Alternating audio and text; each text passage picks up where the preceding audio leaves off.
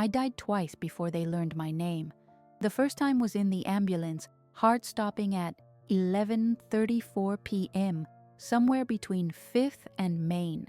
The second was in the ER bay, when they cracked my chest open and shocked me back to a life I didn't want to return to.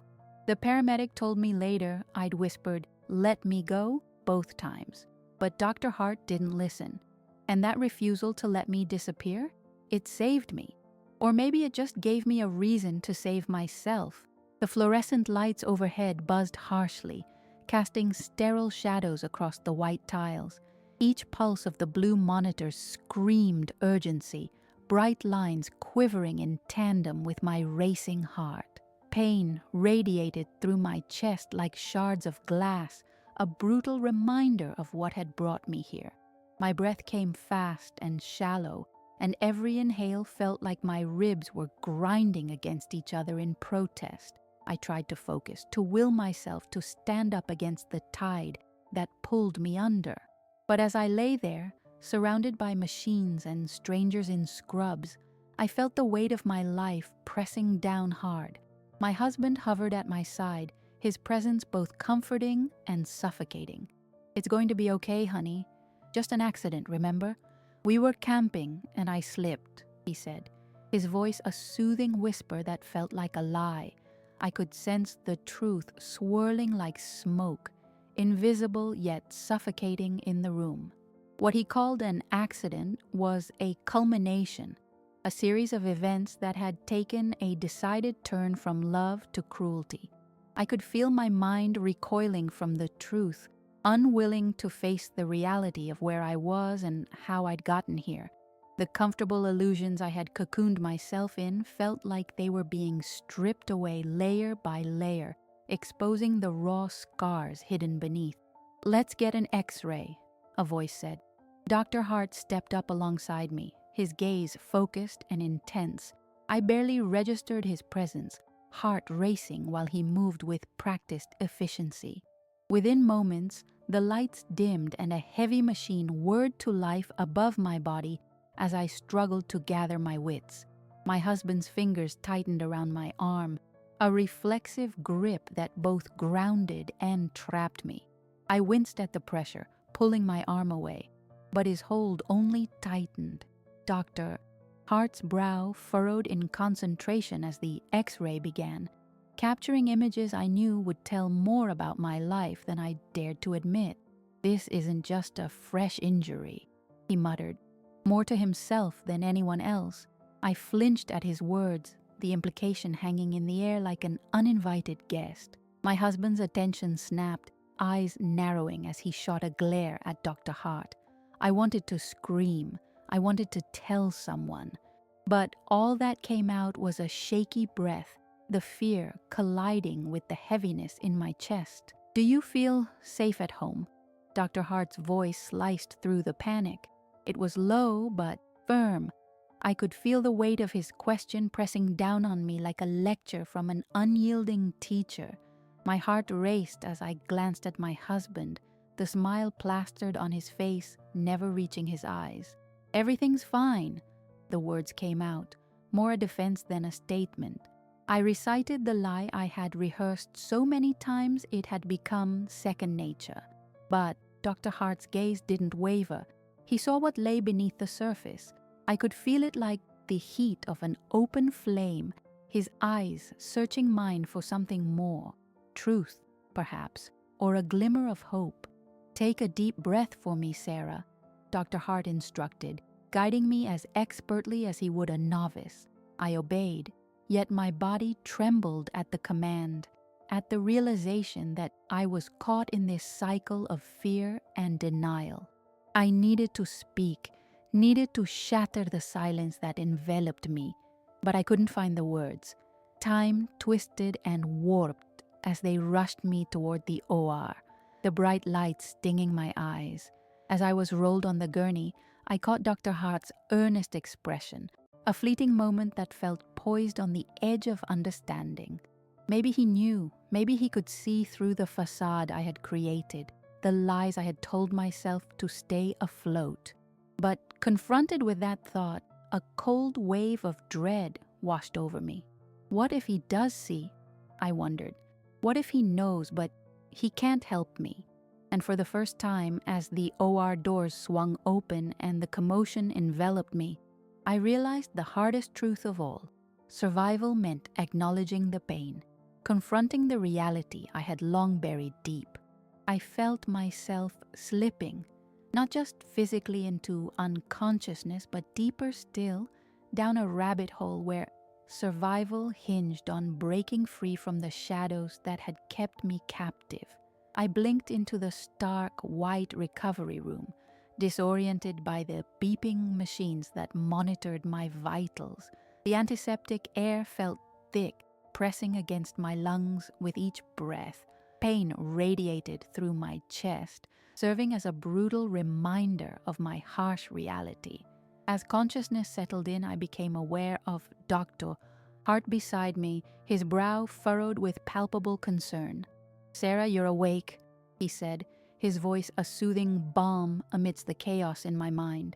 I wanted to lean into those words, allow them to wrap around me like a protective shield, but doubt twisted inside me. "What did you find?" I whispered, my voice hoarse from fear and unstrung nerves. I braced myself for the truth, even as a part of me instinctively wished to bury it deeper. He hesitated, and in that silence a shadow grew between us.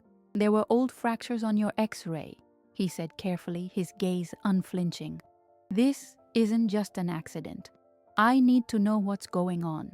A rush of panic surged through me, quickening my heartbeat. "I fell," I said weakly, the lie slipping out like a reflex. The fabricated narrative felt safer, a protective shield against the harsh light of reality. Dr. Hart's steadfast gaze met mine, and I could see the doubt glimmering beneath his calm exterior. "You're not telling me everything. Sarah, are you safe?" he pressed, his intensity palpable.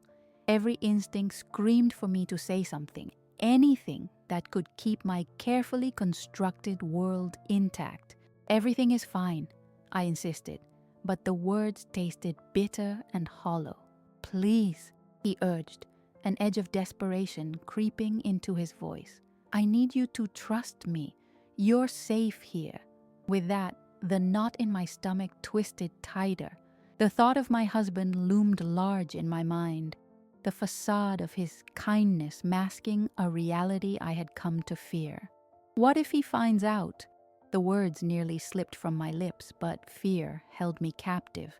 "Sarah," Dr. Hart began, pushing through the turmoil, "you're not alone. We can help you if you're willing to share the truth." Tears threatened to spill as I searched his eyes. For the first time, someone seemed to be asking me to show my wounds, both visible and hidden. With a shaky breath, I whispered, "I can't go back to him." Dr. Hart's expression softened. "That's why I'm here, to protect you," he said firmly, his gaze unwavering. "But you have to tell me what's actually happening." Just then, the door creaked open and the atmosphere shifted. My husband entered, his demeanor buoyant, but all I could see was the looming threat behind his smile. "What's going on here?" he asked, a hint of an edge creeping into his voice as he surveyed the scene. I felt the air thicken between us, a tightrope stretched impossibly thin. Dr. Hart positioned himself protectively beside my bed, which only escalated my husband's discontent. "She's recovering," Dr. Hart stated, the professional tone topping an undercurrent of tension. "Just a little bump," my husband replied, but his eyes glinted with irritation. "Right, Sarah. Everything's fine." My heart raced, the familiar dance of dread returning. "She's not just fine, Doctor," Hart countered, his voice steady. "She has injuries that require our attention." "Don't you think she can decide what she needs?" My husband snapped, moving closer, his presence suffocating. In a wave of protective instinct, Dr. Hart stood firm, his body a barrier between us. "She's under my care. Right now, I need you to leave." I felt a rush of gratitude coursing through me for Dr. Hart's shield. but my heart was still in a tumultuous knot. My husband had crossed a line, and I could sense the air crackling with tension. "You don't have to listen to him," my husband said soothingly, yet his voice carried an ominous threat. "You're mine." The underlying possessiveness gripped me, and chills ran down my spine. I had spent so long cowering from the reality of my situation that the notion of standing up for myself felt foreign and terrifying. "Sarah," Dr. Hart's voice anchored me. "You don't have to go back to anything that makes you feel unsafe. We can help you." And in that moment, his words struck a chord deep within me. Behind the fear loomed the possibility of hope. "I don't want to go back," I whispered, my heart pounding with the weight of the admission. "Then you need to tell me everything," Dr. Hart said softly, urgency cloaked in understanding. "I don't know if I can," I replied, my voice trembling as doubt surged within me, battling against the flicker of courage I felt. But right now, with the tension between my husband and Dr. Hart, I sensed an opening, a chance to break free from the chains binding me. And for the first time, standing on the precipice of fear, I imagined what it would mean to be seen and unburdened. The tension in the room thickened, palpable like a storm hanging in the air. Dr. Hart stood firmly in front of me, his presence a stark contrast to my husband, whose charming veneer slipped further with every passing second. I felt caught in a vice, the pressure tightening around me, demanding I act, while the fear clung to me like a second skin. "Sarah, you need to know that I'm here to help you," Dr. Hart said, his voice steady yet inviting. "Whatever it is, you can share it. This is the moment you can choose your safety." I glanced at my husband, whose fake smile was slowly fading into something sharper, more dangerous. "You don't need to listen to him," my husband repeated, his voice low and controlling. "You and I both know everything is fine, right?" What he wanted me to say was written all over his face, yet I felt a swell of defiance simmering within, a spark ignited by Dr. Hart's unwavering stance. My heart raced, caught between years of submission and the instinctive urge to fight back. In that heated moment, something broke inside me. I wanted to scream, to release the truth that had been bottled up for far too long. "Everything is not fine," I finally blurted out, the words bursting forth like a dam breaking under pressure. I gasped at my own bravery. It was a small rebellion, but felt colossal against the enormity of my lies. Dr. Hart straightened, his gaze unwavering, encouraging me to continue. He hurts me," I stammered, each word feeling like a confession that bared my soul. The admission opened the floodgates, unearthing memories I had kept buried. The bruises, the fear, the lies. My husband's expression darkened, anger flaring in his eyes. "That's not what happened," he began, stepping closer, but Dr. Hart raised a hand, halting him. "We'll discuss this in a moment," Dr. Hart said sharply, his protective energy radiating. "Right now, Sarah's well-being is my priority." "What are you gonna do about it?" my husband sneered, his bravado teetering on the edge of a precipice. "I'm not discussing anything with you," Dr. Hart replied firmly. "If Sarah feels unsafe, I will take action to ensure her protection." I felt the weight of those words. For once, someone was willing to stand up and defend me. I clutched the blanket around me, the fabric grounding me amidst the chaos. My heart raced, both terrified and exhilarated. Would I finally be heard? Would the truth finally be enough to set me free? "Do you know how easy it is to make her believe she's being dramatic?" my husband countered, his voice laced with venom.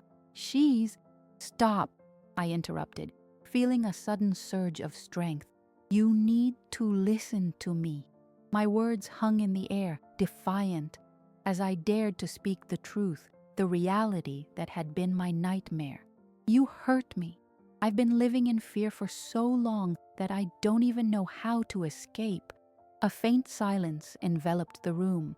Dr. Hart's eyes softened, a flicker of compassion breaking through the professional facade he wore, while my husband's previously confident posture faltered, the truth raw and unyielding, hanging between us.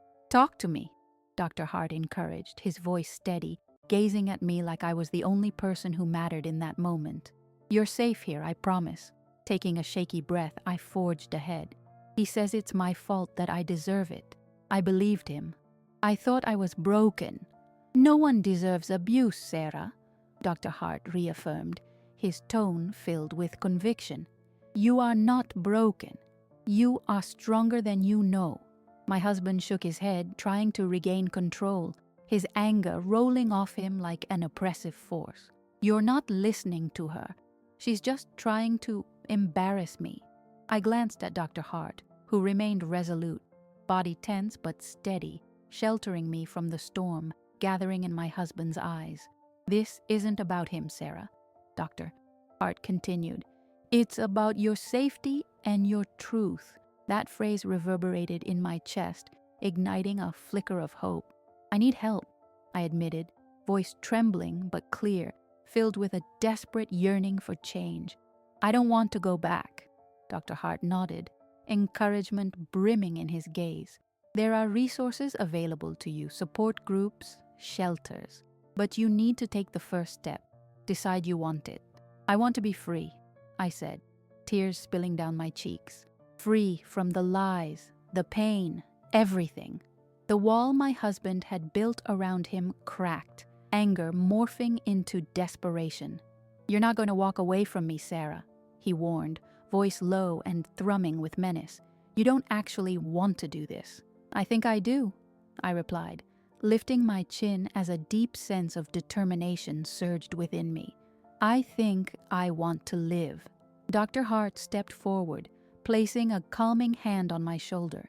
"Then we will do everything possible to make sure you stay safe." My husband opened his mouth to respond, but Dr. Hart cut him off with a sharp glare. "I think it's time for you to leave," he asserted, his voice unyielding, solidifying the barrier between my past and my fledgling future. As my husband turned to leave, I felt my heart race, the weight lifting, only slightly, but it was a start. "I will make sure she's all right," Dr. Hart promised, and I could see in his eyes that he meant it.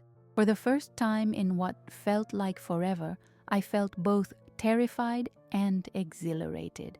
I was finally claiming my voice, my truth, and it was only the beginning.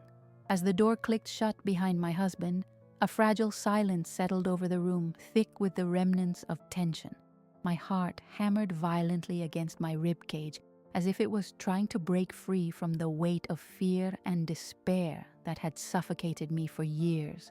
"Take a deep breath," Dr. Hart instructed gently, his eyes filled with understanding, as if he'd witnessed this struggle before. I obeyed, inhaling deeply, the sterile air tinged with antiseptic, the scent sharpening my senses. "You did well, Sarah," he said as I exhaled, the warmth of his words wrapping around me like a lifeline.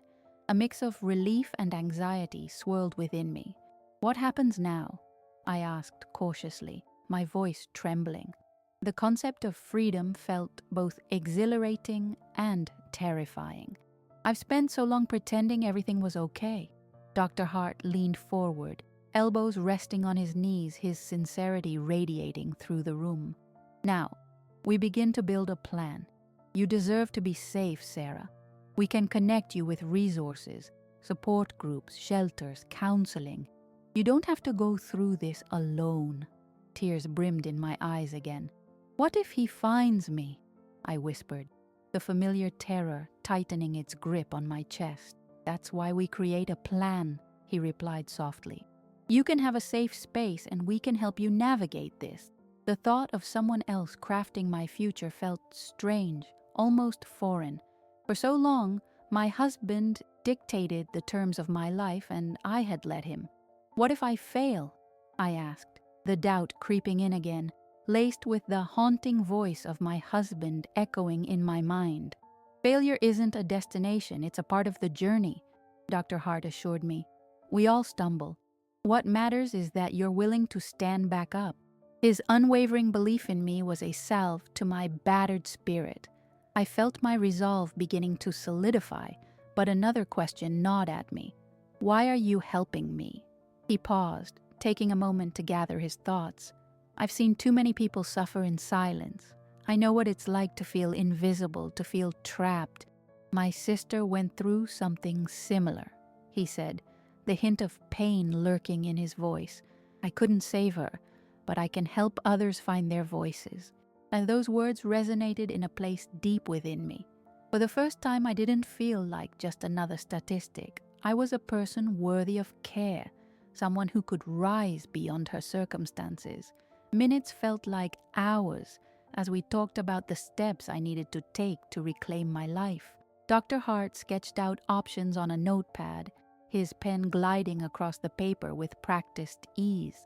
You'll need a support network. I know a great counselor who specializes in domestic violence recovery. I can make an appointment for you, he suggested, his expression warm with conviction.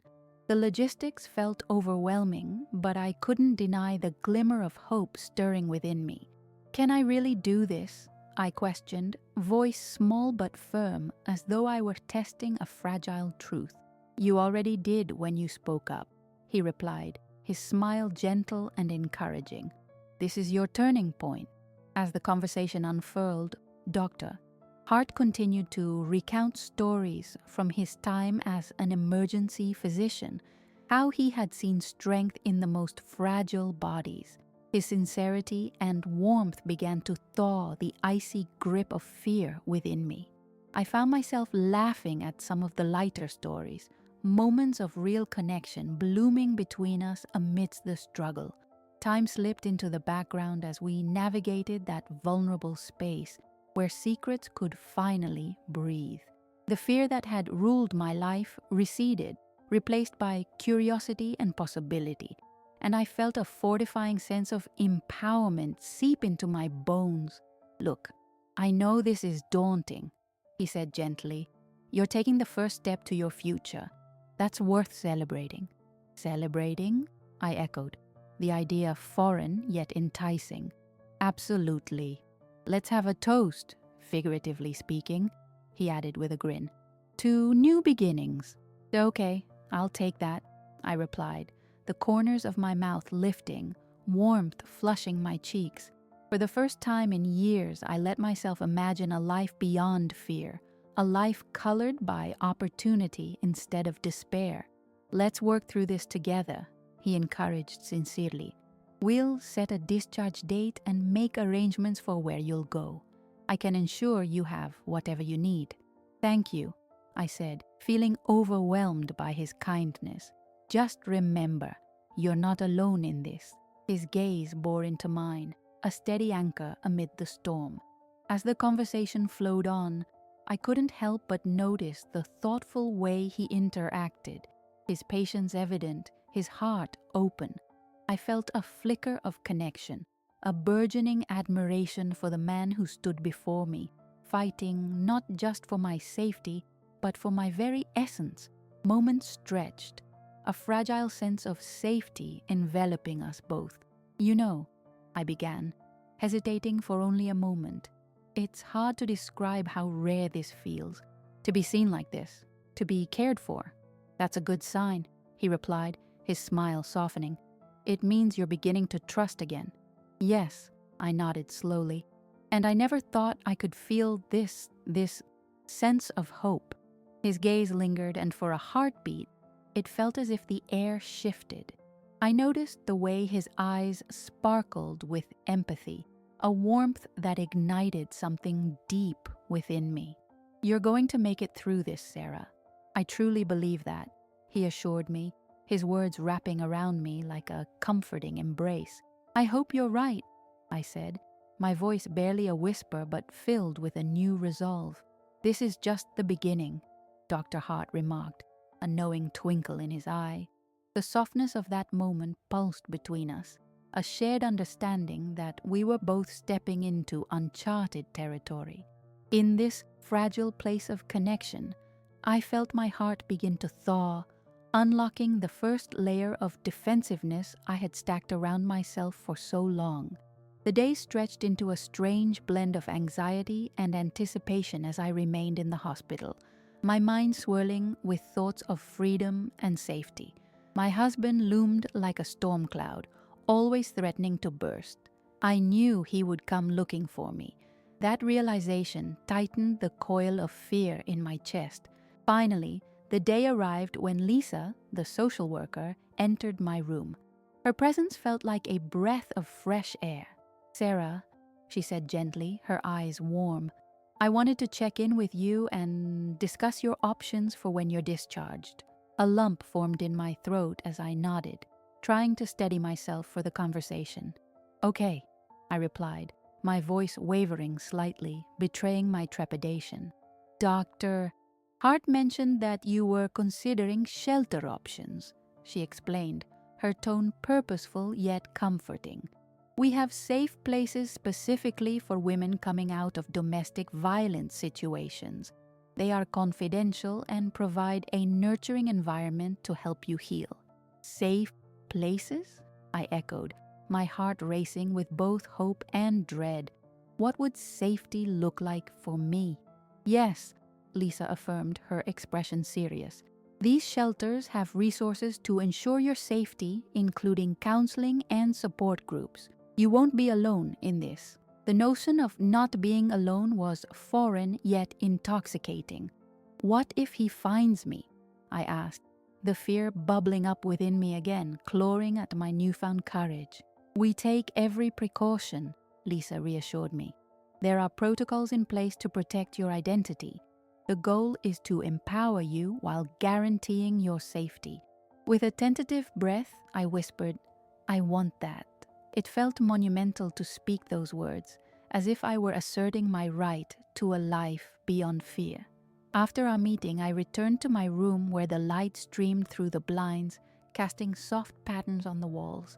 I closed my eyes and envisioned a future free from shadows, sunshine pouring into my life, new beginnings waiting just beyond my grasp. But my reverie shattered when I heard footsteps approaching. I flinched as the door swung open, revealing my husband standing there, his face a mask of faux concern. "Sarah," he called, his tone laden with condescension, as if he were soothing a frightened child. "I came to check on you." "Didn't you get the hint?" I managed to retort, feeling my pulse quicken. "You should leave." "Why?" "I'm worried about you," he said coolly, his gaze darting around the room, assessing every corner as if searching for something to maintain his control. "Dr. Hart can't take care of you the way I can." Panic began building within me. "You don't get to decide what's best for me," I shot back, surprised at my own defiance propelling my voice. "You don't know what I need." His lips curled into a sneer, an unsettling bravado cloaking his anger. "You think you can just walk away from me? This isn't how it works. You're pathetic for believing it." Fire ignited in my chest, courage rising alongside the recollections of my husband's endless control, the years suffocated by fear. "I'm not pathetic. I'm reclaiming my life, one step at a time." He stepped closer, the space between us shrinking to a perilous distance. "You think you'll be safe? No one else will ever love you like I do." "Love?" I barked back, each word punctuated with the rage that had long been stifled. "What you did wasn't love. It was control. I won't be scared of you anymore." At that moment, the door swung open again, and Dr. Hart entered, the air shifting with his authority. "Is everything okay?" he asked, quickly grasping the charged situation. "No, everything is not fine," I cried out, desperation spilling. "He needs to go now." "Sarah," Dr. Hart chimed in, stepping forward, asserting his presence. "You're in a safe place, but you need to assert that safety. I'm with you." "So see," my husband exclaimed, his voice growing more agitated, "you're relying on him now?" His eyes flicked between us, calculating. "Your time here is done," Dr. Hart replied firmly. "I think it's best if you leave." "Do you think I'm afraid of him?" my husband retorted, glaring at Dr. Hart with contempt. "You don't know who you're dealing with." "You're right," Dr. Hart shot back, his voice calm yet fierce. "But I know what's right. It's time for you to go. She deserves to feel safe, and you're a risk to that safety." The tension hung in the air, thick and pregnant with potential. My husband's facade finally cracked as he glared at me, a dangerous edge creeping into his words. "You think you can escape me? I'll make you regret this." "I'm not afraid of you anymore," I said, a wave of exhilaration and fear rushing through me. "I will be safe." With a final smirk, he stormed out of the room, leaving a trail of tension in his wake. I slumped back against the wall, the adrenaline of confrontation buzzing through me like electricity. "You did great," Dr. Hart said quietly, stepping toward me, his eyes searching mine for reassurance. "It's not easy to face that kind of fear." "I didn't think I could," I admitted shakily, "but I found a part of me I didn't know existed." "Every step you take is significant," he reassured me. "Today was a huge leap forward. You stood up for yourself." A sense of pride blossomed within me, and for the first time, I felt a flicker of hope. "Thank you for being here. I don't know what I would have done without your support." My voice trembled, a mix of relief and gratitude. "I'll keep being here," he affirmed, his gaze steadying. "You are stronger than this pain. This is just the beginning of taking control back." In that moment, hope surged strong, weaving through the remnants of fear. I had taken a significant step toward building a new reality, one that was rooted in strength and possibility. My past didn't define me. I was reclaiming my future piece by piece. With Dr. Hart by my side, I felt ready to face whatever challenges lay ahead. The days that followed felt like a careful tightrope walk between newfound strength and the echoes of fear that still reverberated through my mind. Each moment brought a flicker of anxiety, but it also illuminated a growing sense of resilience within me. I was no longer just surviving, I was reclaiming my life, one hesitant step at a time. The room felt more like a sanctuary now, filled with light and the promise of healing. I focused on the little things, logging my thoughts in a journal Lisa had given me, absorbing the sun's rays as they streamed through the window, and savoring the warm meals Dr. Hart often sent in at mealtime. His kindness made the cafeteria offerings seem bland in comparison, but beneath the surface of those small joys, I remained acutely aware of the reality outside my safe cocoon. In the back of my mind, a looming dread persisted, the inevitable confrontation that awaited me should my husband come back. Then came the day I'd been anxiously anticipating, a meeting with the legal team. Lisa had arranged for a lawyer to step in and provide guidance on obtaining a restraining order, and while I knew it was necessary, a heaviness settled in my stomach at the thought of facing the system again. "Are you ready?" Lisa asked, her voice soothing as we walked toward the conference room. She placed her hand gently on my arm, a grounding touch amid my swirling emotions. "I think so," I replied, trying to steel myself. I took a deep breath, willing the fluttering in my stomach to calm. I just keep thinking about what he'll say. What if he manipulates them like he did to me? "Remember," Lisa said, her voice firm yet kind, "you won't be alone in this. You have support and the truth is on your side. Just be honest about your experiences and let the lawyer handle the rest." I nodded, drawing strength from her encouragement. The door swung open, and I found myself in a room with a kind-faced lawyer named Maria, her demeanor radiating calm professionalism. "Thank you for meeting with me," Maria said, offering me a reassuring smile. "I know this can be difficult, but rest assured, I'm here to assist you in securing your safety." For the first few minutes, we exchanged small talk, easing me into the gravity of the conversation. But then, as we delved into specifics, a heaviness settled over the air, punctuated by the gravity of my words. "Can you tell me what you've experienced with your husband?" Maria asked, pen poised over her notepad. I felt my throat tighten, the weight of those memories dragging me back into the pit of my fears.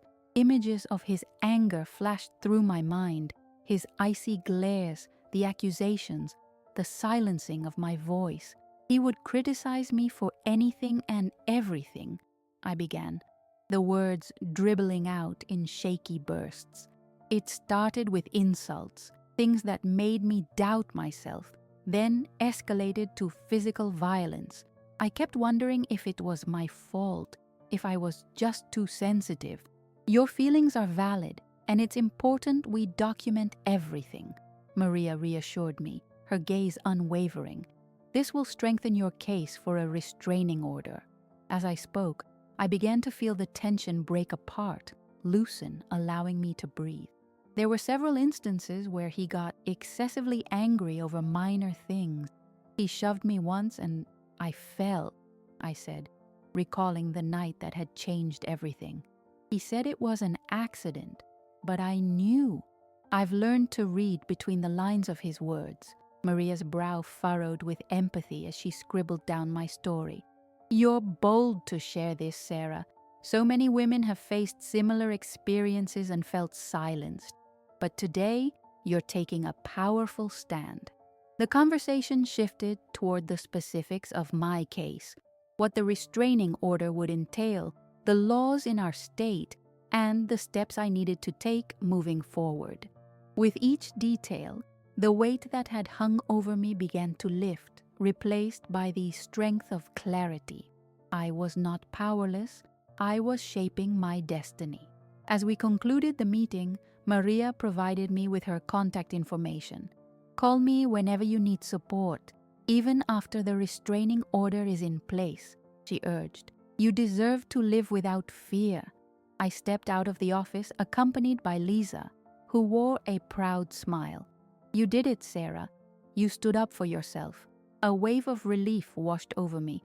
"I can't believe I finally did it," I said, my heart pounding with the adrenaline of vulnerability turned strength. The dark clouds of my past were beginning to break apart, and the sun of possibility shone brighter each day. But as my confidence swelled, a ball of anxiety tightened in my stomach. My husband was still out there.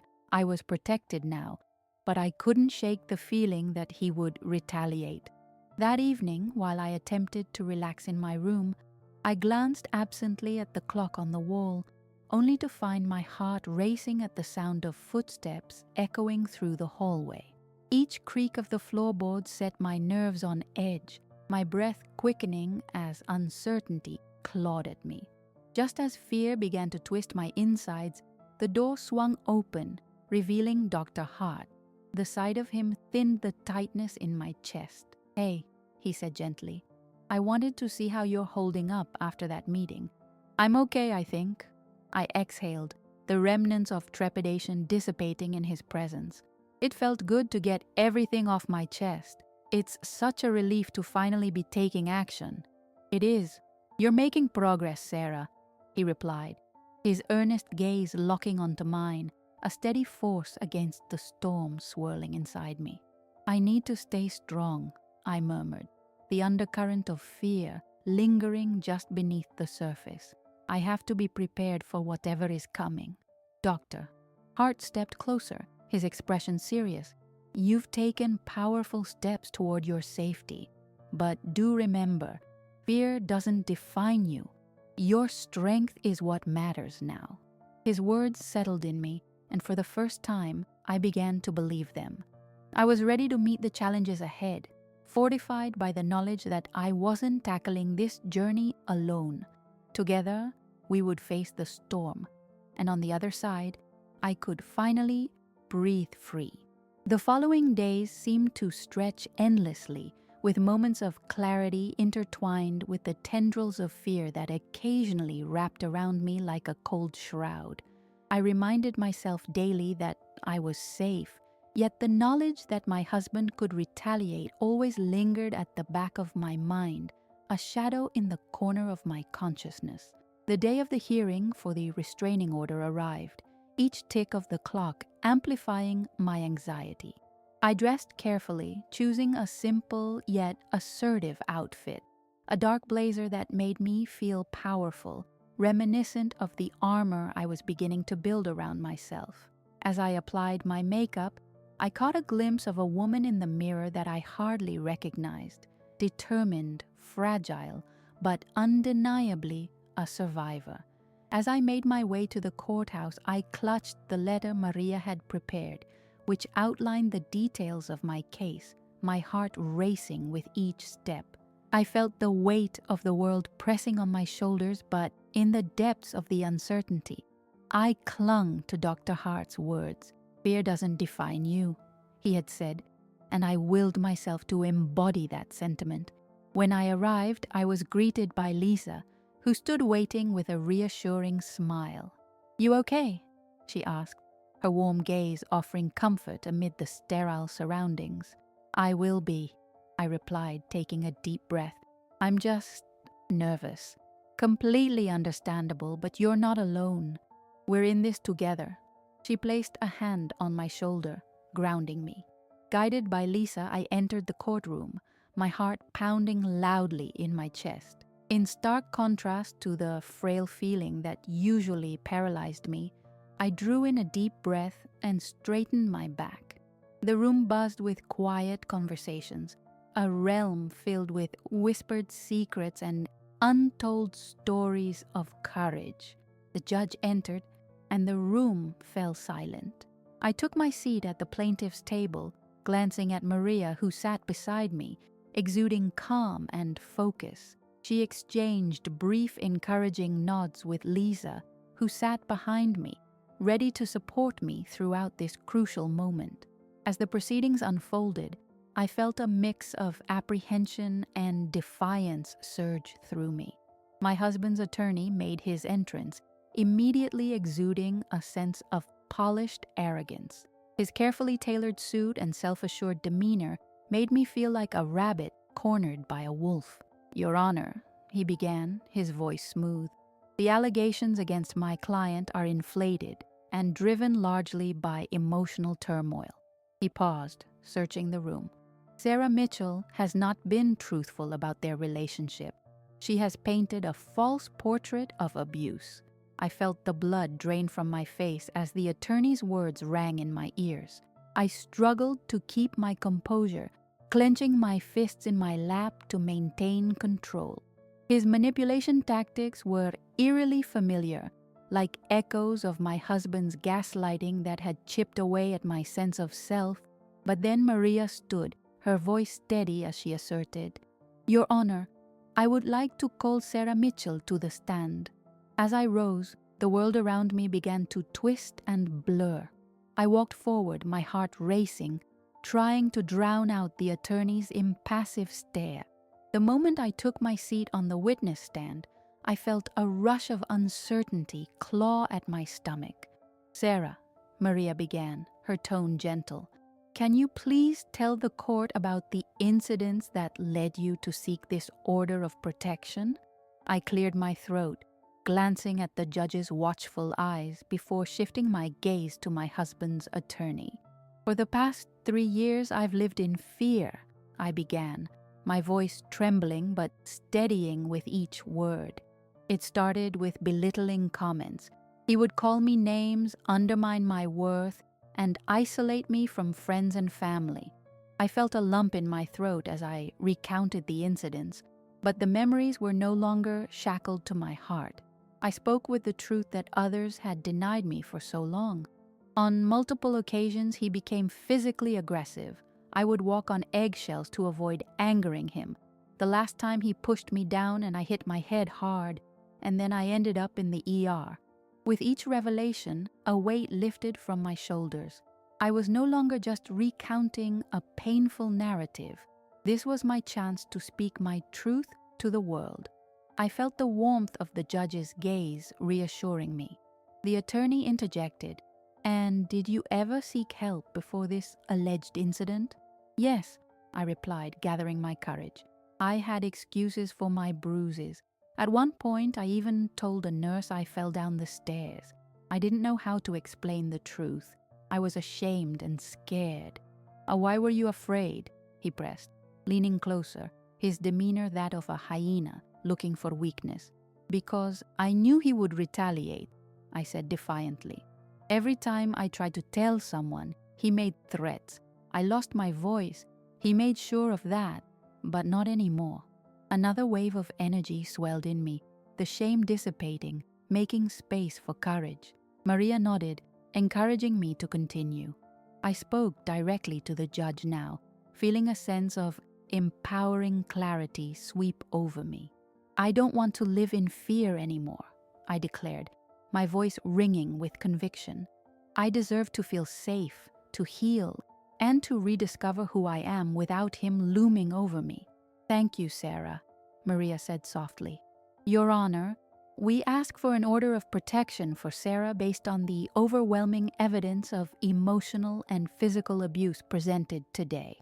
The judge nodded thoughtfully, his sharp eyes surveying the room. After a brief deliberation, he declared, "Based on the evidence provided, I am granting the restraining order against the defendant. Sarah Mitchell will have the right to live free from intimidation and fear. Any violation of this order will carry serious consequences." A tide of relief flooded through me. It was a victory I had long yearned for. I believed it was finally over. As the order was announced, a mix of emotions washed over me. I felt empowered but also vulnerable, ready to step into the unknown without the shadows of my past continuing to dictate my future. Leaving the courthouse, I was met by Lisa, who enveloped me in a hug. "You did it, Sarah, you did it!" she exclaimed, her joy buoying my spirits even more. "I can't believe it," I whispered, tears of relief stinging my eyes. "I finally have control over my life." And as the sun set on the horizon, casting warm shades of gold and orange, I felt for the first time that the clouds were parting, revealing a clearer path ahead. Together, with support, I was stepping toward a safer and brighter chapter of my life, ready to heal and reclaim my identity bit by bit. 3 years later, sunlight poured through the kitchen window as I prepared breakfast. The smell of fresh coffee mingled with pancakes sizzling on the stove, filling the air with warmth. I felt a sense of peace, a stark contrast to the turmoil I once lived through. "Mommy," Mia called, her excited voice breaking my thoughts. I turned to see my daughter, her curly hair bouncing as she rushed in. "Can I help?" "Absolutely. Grab the syrup from the fridge," I replied, smiling. Watching her, my heart swelled with love and gratitude. She was a reminder of everything I had fought for. "Where's Ethan?" Mia asked, searching for my partner, Dr. Hart. His unwavering support had anchored our lives. "Eating breakfast in the living room," I said, beaming with pride. Just then, Ethan appeared, his scrubs slightly rumpled from a long shift. The moment he walked in, a sense of warmth enveloped the room. "Good morning, team," he exclaimed, his smile infectious as he leaned down to give Mia a quick kiss. "What's cooking?" "Pancakes," Mia shouted, her eyes sparkling with excitement as she held up the syrup. Ethan grabbed a plate and joined us at the table. The cozy atmosphere felt like home, a sanctuary of love and laughter that had once felt impossible.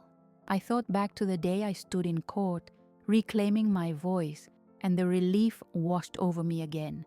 Finally, I was free. After breakfast, I turned to Ethan, hesitantly expressing a growing desire within me. "I want to help other women like I was helped," I said softly, "to share my story and support those still struggling." His eyes lit up with understanding. "That's a wonderful idea, Sarah. your journey can inspire others to reclaim their lives. As we packed for a trip to the park, the excitement bubbled over. Mia hopped around with glee, and the joy of the moment felt like a perfect reflection of our new life. The darkness had lifted, revealing a clearer path forward for our family. Hand in hand, we stepped outside, the sun warming my face as I inhaled deeply.